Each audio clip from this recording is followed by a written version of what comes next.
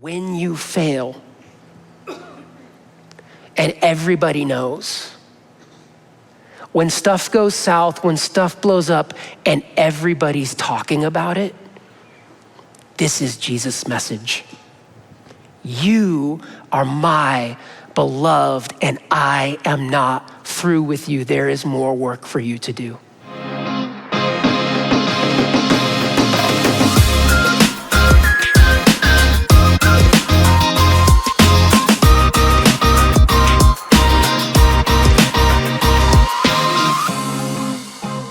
Hey, my name is Brad. I am from Georgia, and I am the father of 3 girls. Who's gonna pay for all that, right? I have been away from them for almost 3 weeks now. I get to fly home to them this afternoon, and I've been away from them because I have been out west doing some backpacking and some hiking, but more importantly, some writing related to this project that Brad shared with you all last week that we're working on called The Sacred Thread. And so, God willing, when that show launches, there's gonna be a book on the Lord's Prayer that accompanies that show. And so I've been holed up in a cabin in northern Idaho, pretty much off the grid for the last week writing about the Lord's Prayer. And when I can, doing some hiking. And so I wanted to just share a picture with you of some of what I got to experience. I mean, you just don't get this in Georgia, you guys. I know you all are probably used to this sort of thing, but I just feel like if you mix play, beauty, and danger, it like makes the heart come alive, does it not? And so like 2 weeks ago, I got to go backpacking at Kokanee Glacier in British Columbia, and we were sort of dodging grizzlies, and that was awesome. But this picture actually was taken at a place in Idaho called Scotchman's Peak, and it was by far the most difficult hike that I did. I think you gain 1,000 feet of elevation for every mile. So I mean, you're hoofing it straight uphill.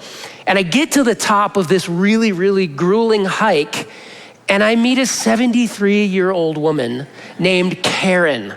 Now, Karen, yes, that is worthy of applause. Karen made it very clear to me that though her name was Karen, she was not, in fact, a Karen. It was very important that she make that clear. But Karen was up there training because she's chasing a world record. She is training to become the oldest woman to hike the Grand Canyon from rim to rim. So yes, 76-year-old, she is not done. There is more in the tank. There's more for her to do. And we had this just lovely conversation at the top of the mountain. And I said to her as we parted ways, hey, good luck. I hope you win. I hope you beat her. And she was like, yeah, the current record holder is like 61. I got her beat by like 15 years. And I said, well, I hope you beat her. I hope you just crush her time. And she said, oh, no. I'm not competing against her. I'm competing against myself. How many of you know that the greatest adversary you face in life is not the one out there, it's the one in here. It's what you compete with in here and going through these really difficult, strenuous times, but realizing God is not done with you. There's more in the tank. There's more for you to chase. There's more for you to go after. But as the author David Brooks says, you're climbing your second mountain. The first mountain was all about building your kingdom, your empire, your name, your career, and then things happen and they knock us off that first mountain down into a valley. And those of us who have the courage to rise again begin a different climb. We climb a second mountain. And a second mountain is not about you. The second mountain is about pouring your life out. It's a mountain that summons you to something way bigger than yourself. And that's the journey that I want to talk about this morning. Now, I was here a couple of years ago. I didn't teach on a Sunday, but we were here for what was called the Infusion Bible Conference. Any Infusion Bible Conference attendees here? Yes, okay. My people. Now, I remember it well because those were the Ted Lasso years. And I came strong with my mustache. And my wife has forbid this look from that moment on. But I remember this well because one of the camera guys here took a screenshot of this and then turned me into a Ted Lasso meme. Had a good time with that. But listen, I want to talk to you about the greatest sermon ever. And it was over a year ago that I had a phone call asking me to come teach, to be a part of this series. And the first question you always ask when you do that is, well, what do you want me to teach about? And the response was, well, the greatest sermon ever. What's the best sermon you've ever done? Now, here's the problem with that question. 90% of pastors believe that they are in the top 10% of communicators. So you ask a pastor, what's your greatest sermon ever? And what you get is somebody who's looking at the list of all the sermons they've ever done and saying, well, which one do I choose from?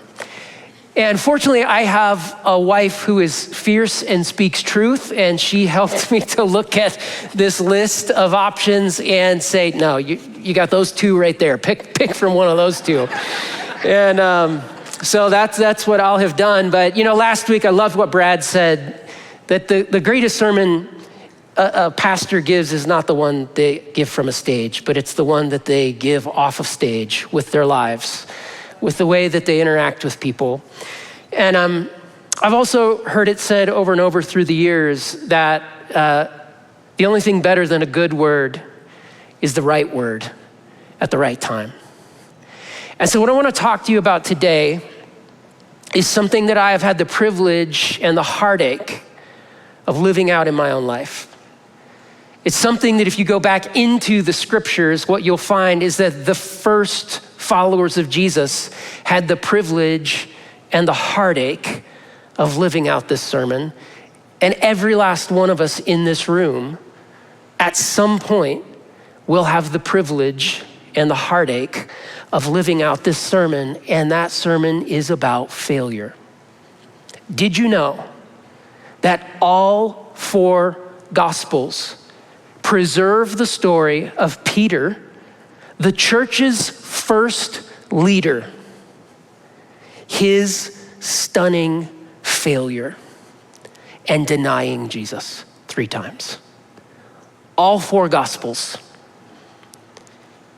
It's not just failure, it was well publicized failure.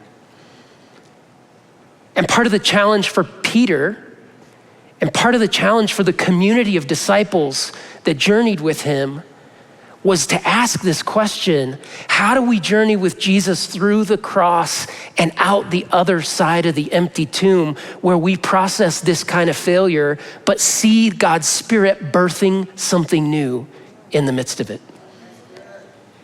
And that's what I want to invite you to today. So before we jump into the text, I just want to invite you to open your hands and open your heart and open your mind and just take, like, physically, even where you're sitting, just a posture of openness.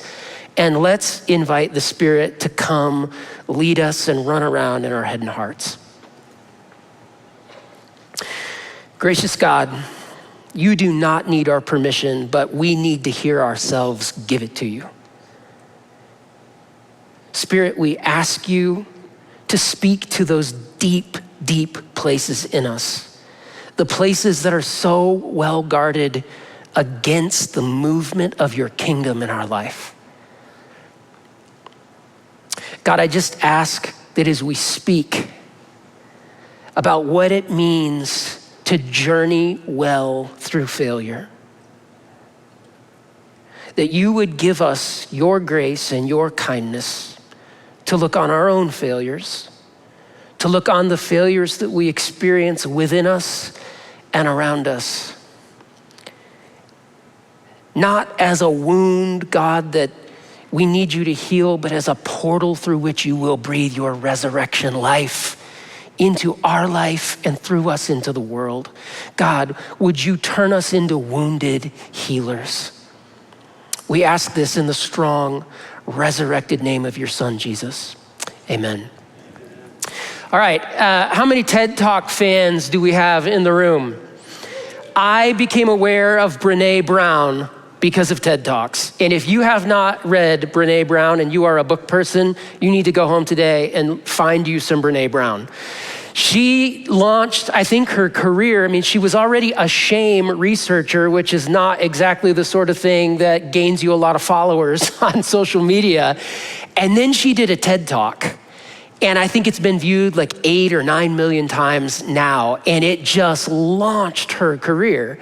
And so TED stands for Technology, Entertainment, and Design, but what has happened over the years, as TED Talks have become so popular, what they're really about is very, very successful people sharing innovative or thought-provoking ideas. And if you do a good job as a TED speaker, a lot of times what it will do is it will launch your career. And so as TED has grown, there are now these smaller TEDx events all over the country. And guess what? The competition to be a TED presenter and a TED speaker is fierce. Why? Because TED is connected to success. Now in 2012, my wife and I moved from Grand Rapids, Michigan to Central Florida. And as we were moving in the first part of that year, there was a different organization that launched, and they created TED-like speaking events, but their name was Failure Lab. And the idea behind Failure Lab was, let's go find people willing and courageous enough to tell the stories of their most crushing failure in like 15 minutes. Oh, and here's the catch. You don't get to tell them the silver lining. You don't get to land your talk with, and here's how it all worked out. And here's what I learned. It's just this big dud.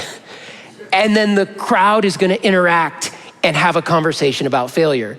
Would it surprise you to learn that there is not as much jostling? The waiting list is not nearly as long to be a Failure Lab speaker. We hate failure. It grates against us. We will do almost anything to avoid it. And yet, brothers and sisters, if you have breath in your lungs and you are on the journey, failure will find you. It is simply a part of what it means to be human, and part of following Jesus well, part of following Jesus courageously, part of walking in spirit is just this capacity to move through your failure with confidence and wisdom. And when we look into the Gospels, at the story of the life of Peter, what you end up finding is this beautiful and brutal character arc. When you watch a great movie and you meet in the first couple of scenes the hero or the heroine, basically what we meet is a character who's weak, a character who doesn't believe in himself or herself, who doesn't have the skills and the abilities to conquer their giants, to slay the dragon, to do whatever it is that they need to do. And so part of the fun of the story is we get to watch this person move from weakness to strength by meeting a guide, getting skill, and then facing all of these challenges until at the climactic moment near the end of the story, they have to face their worst fear. And that's what you see in the life of Peter. And I just want to do kind of a brief overview of Peter's character arc, Peter's process of becoming. In the first place, we find Jesus meeting Peter is in John's Gospel, John chapter 1, verse 42. And it says this, and by the way, before I read this, I think you know this because I know the kind of teaching that you're accustomed to at this church, but details matter. big time. So when you read this passage, read it carefully and be aware that there are some Easter eggs hidden in here. So we read these words, he brought Simon to Jesus who what? Who looked at him. Okay, tab that in your mind is important. He looked at him. And Jesus said, you are Simon, son of John. You are to be called Cephas, which is translated Peter. Now Jesus meets Peter and he looks at him, and then they have this introduction, and there's this really awkward thing that goes on. I don't know if you've ever had this where you meet somebody for the first time and you're like, oh, hello, my name is Brad. And they kind of look at you and they're like, yeah, you're not Brad, you're actually Greg. And they give you a different name. That's kind of what's going on here with Jesus. Jesus meets Peter. He looks at him, he says, no, that's not your name. Your name is Cephas. You're going to be called Cephas. Now, in the scriptures, when you get a new name, it's a big deal.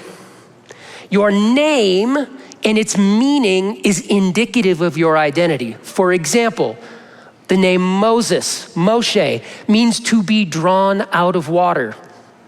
What happens when Moses is born? He's rescued by what?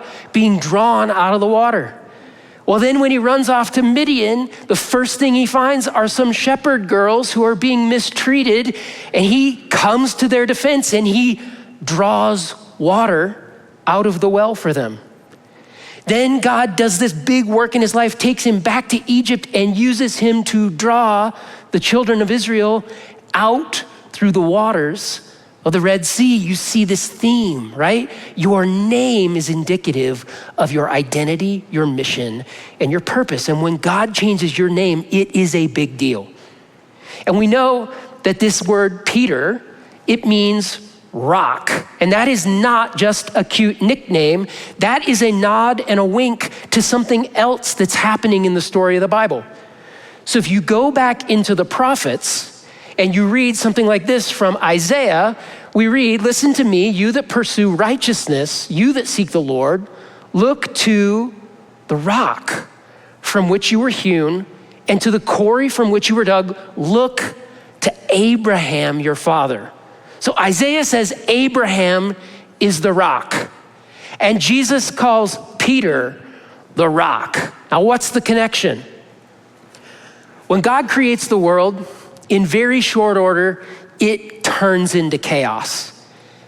And God's core question from Genesis 3 onward is, how do I get my good world back? But when God redeems, he never acts unilaterally. He always does it in partnership with people. And so God chooses a man, Abraham, and on this man, Abraham, he's going to build this family, Israel, and through this family, God is going to bless all the world. He's going to redeem it. He's going to bring it back to himself. But Abraham is the rock that family is built on. Do you see what Jesus is doing here with Peter? Peter, I got big plans for you. Your life is going somewhere. But sometimes we don't always have the confidence to live the deep truths that God has placed in us right out of the gate, do we? And so you look at this character arc in Peter's life and you can see Jesus calling him this name in almost like this kind of progression. So we find him in John 1, he says, you will be Peter, you will be this rock. Like it's this reality that you're gonna live into. Then in Luke chapter 6, verses 12 through 14, the text says that Jesus called him. It's almost like these moments when I'm saying to my girls, like, no, you got this. This is who you are. You can do this. And then finally in Matthew chapter 16, verse 18, where Peter says, Jesus, you are the Messiah, the Son of the living God. Jesus responds and says, Peter, flesh and blood has not revealed this to you, but my Father in heaven, and you are Peter, and on this rock I will build my church. And you see this progression. It's like we're getting to see Peter in the process of becoming. I love the way Michael Card, in his commentary on Peter's life called A Fragile Stone, puts it. He says this: Peter Cephas is not merely an affectionate nickname, but a prophetic title describing who Simon will, by grace, become. How many of you know that the process of becoming who God means for you to be is not always a clean and tidy one? It gets messy, it gets ugly. When you have the courage to walk into truth, you are headed for trouble because evil cannot abide people who live in truth. And so evil will put a target on you, and evil will come after you. And that's exactly what happens in Peter's story. But here's the thing about transformation. The dominant metaphor of a transformed life in the scriptures is that of the metamorphosis or the chrysalis. Now, I didn't really pay much attention in high school biology class to just how brilliant this process was. But as I was thinking about it, related to this teaching, I started to do some digging in science, this is so nerdy, scientific journals to read about the actual scientific processes of this remarkable transformation, and it was mind-blowing. Because what happens is a caterpillar goes into a cocoon and it essentially disintegrates. Its body breaks down and it turns into this ooey, gooey, soupy nothingness. And in fact, if you were to take your fingernail and split one of these open before its time, it would just be this like puddle that came out. Now, what's interesting about that process is that buried in the body of the caterpillar from the very beginning are these cells that have been lying dormant. They're called imaginal cells. And the imaginal cells carry within them the organizing principle, the DNA blueprint for that caterpillar to become a butterfly. But the only way those imaginal cells get turned on and wake up is for the caterpillar to disintegrate. And so what you see as you think about the process of transformation, it's almost like this, that we go through experiences that disintegrate us, that feel awful, that strip away who we thought we were.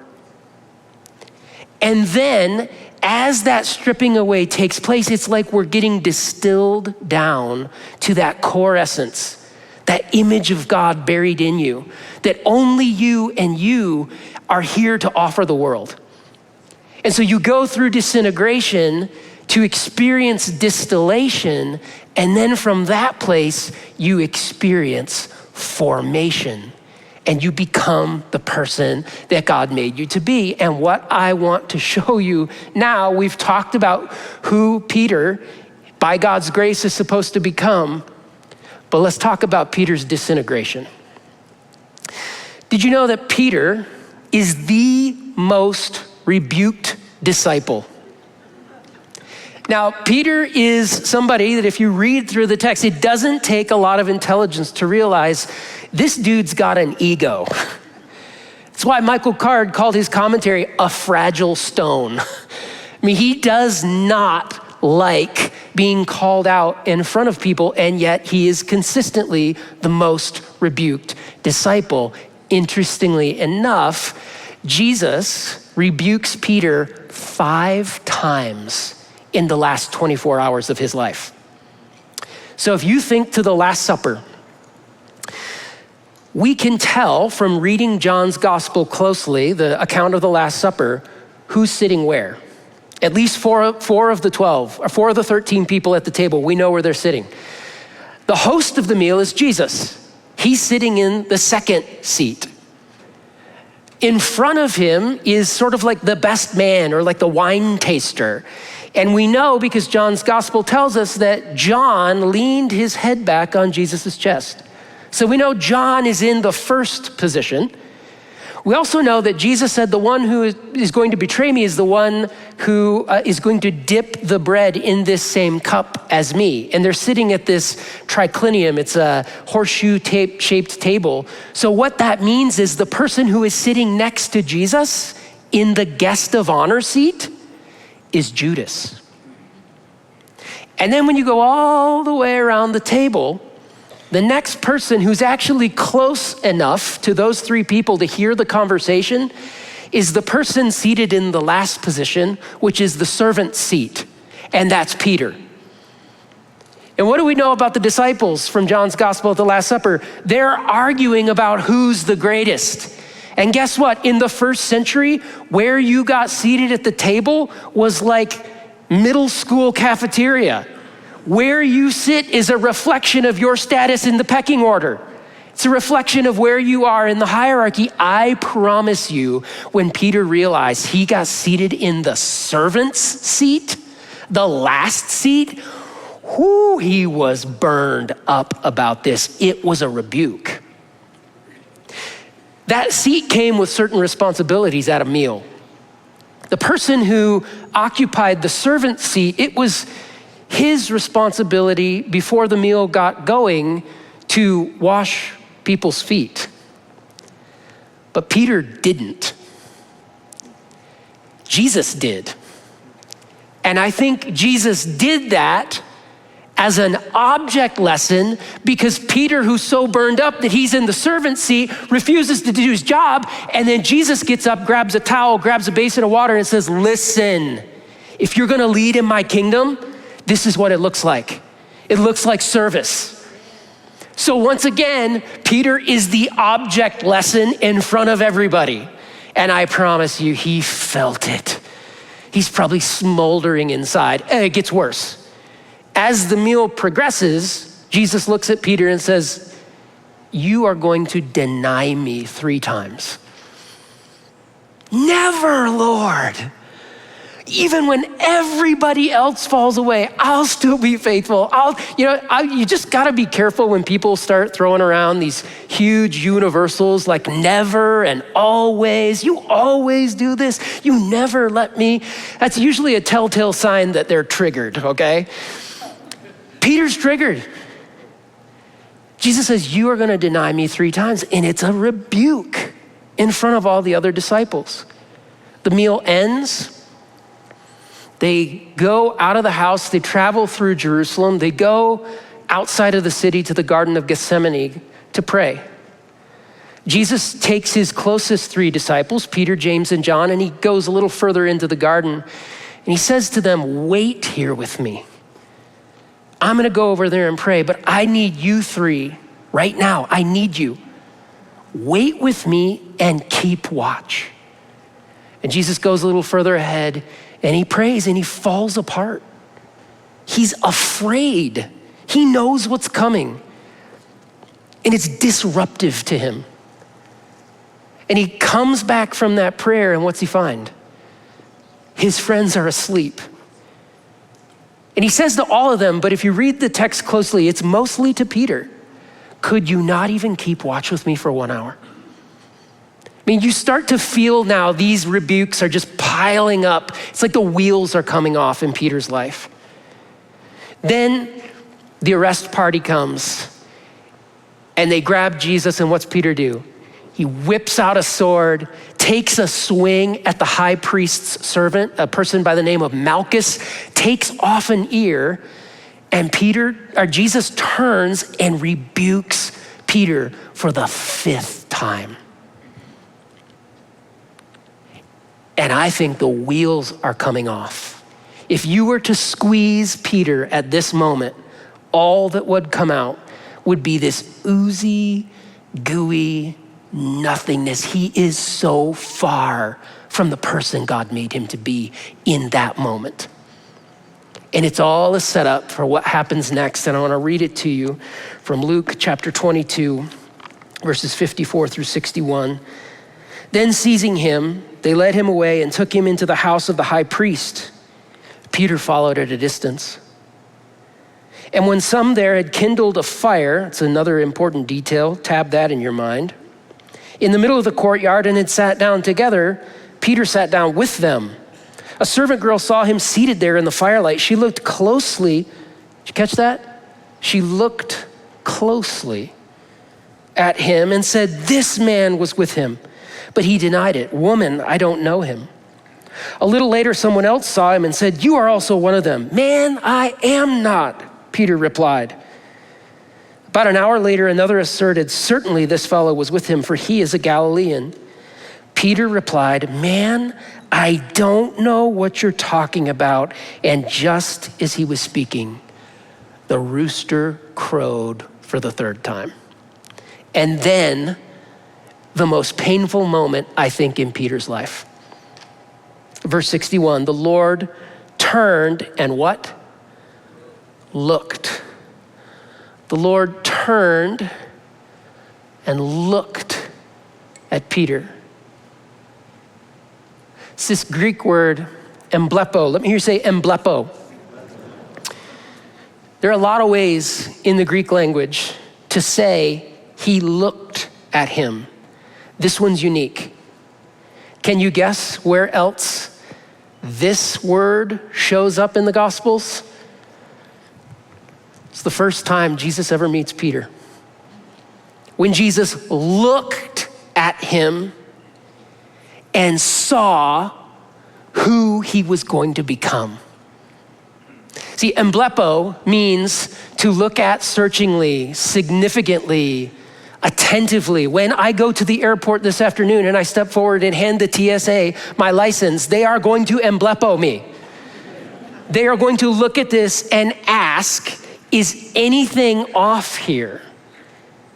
Is there anything beneath the surface that we can discern by looking at this person? I think you could say it this way, that to emblepo is to look beyond the surface for the truth that's hidden within the depths.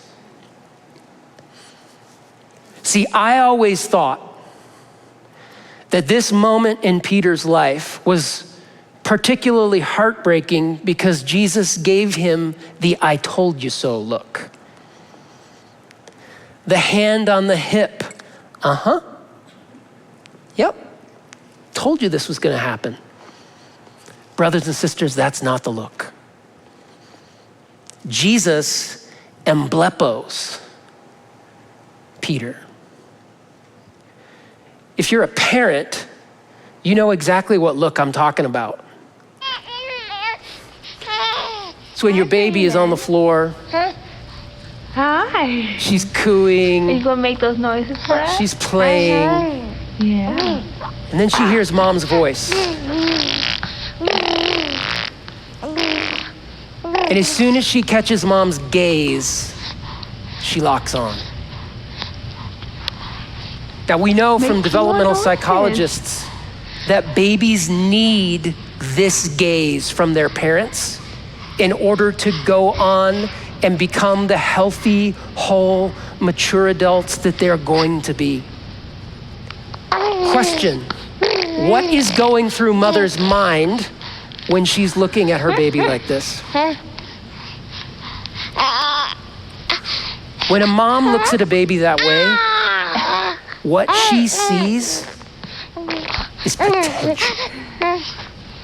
She sees possibility. She sees greatness. She sees that there is this little person who on the other side of the hurt that life will deal her will overcome and will do beautiful, good things in the world. And what you need to know is that in the moment of Peter's most crushing failure, Jesus looks at him like this. And in the moment of your own crushing failure, Jesus looks at you like this. Because like my friend Karen, you have not reached the end of the journey. There is still more for you to do. God has a mission and a task for this church. for this community in this time and this place, regardless of what has happened. Jesus' own closest person denied him, knifed him in the back 3 times. And how does Jesus respond? He responds with these eyes of love that says, I am not finished with you. I read a great book a couple of years ago called Art and Fear. And in this book, there is a story about an art professor who teaches a ceramics class. And in this ceramics class, the art professor always does the same thing. He cuts the class right down the middle, and one side, your final project is to simply produce 100 pounds of ceramics. And you get to submit the very best one out of all that 100 pounds, and that's your final grade. But this side of the class, you have to submit a single perfect ceramic, and you don't get to do any practice. You don't get to learn from your mistakes. You just need to produce one single perfect piece of pottery. And what this art professor found is that it seems while the quantity group was busily churning out piles of work and learning from their mistakes, the quality group had sat theorizing about perfection and in the end had little more to show for their efforts than grandiose theories and a pile of dead clay. Brothers and sisters, your failure is essential to your formation. It is a critical part of who God, through the power of his Spirit, is forming and shaping you to be. And I don't think it's kind as Bible readers when we look in on the stories of people like Peter and we read about his failure and we don't reflect on our own. So, when you hear the word failure, what doozies from your own life come to your mind? I was 28 years old. I was one of the pastors on staff at a large megachurch in West Michigan. And I had just started to teach and preach. I was just getting my sea legs under me, if you will, when our teaching pastor said, bro, it's the 4th of July. You know what that means. I'm going on vacation. Would you be willing to teach for me? And I was like, yes, I would love to. I'm a teacher. That's what I'm trying to do. That's who I am. Sign me up. And I learned really quickly that it's not good to learn to ride a bike in front of thousands of people. The speaker the week before, by the way, up to this point, I'd only ever given 3 sermons in my life. The speaker the week before me was a guy by the name of John Ortberg, okay? No pressure then. And so I get up there and I go for it. And I am crashing in style. I am going down in flames. I'm on the platform surrounded by 3,000 people. And you know that feeling when your spidey senses kick in, where it's like, everybody just wants me to stop talking and exit stage right. I mean, it wasn't bad, but it wasn't mediocre either. It was just not a good sermon. And I could feel it. And I limped off stage and I sat down in the front row and we were having communion that day. And so we started to have communion and people were shuffling by and I'm sitting there just kind of like that ooey gooey nothingness. And somebody walks by and I feel an index card drop in my lap. And I looked up just quick enough to see who it was. And it was a man who had started coming to our church about 3 years ago after we had done a Sunday dedicated to pornography. And when I came in to work the Monday after, I had a voicemail from this guy, and this is how he started. I'm an elder at a church on the other side of town, and I can't talk to my community about my addiction. Will you talk to me?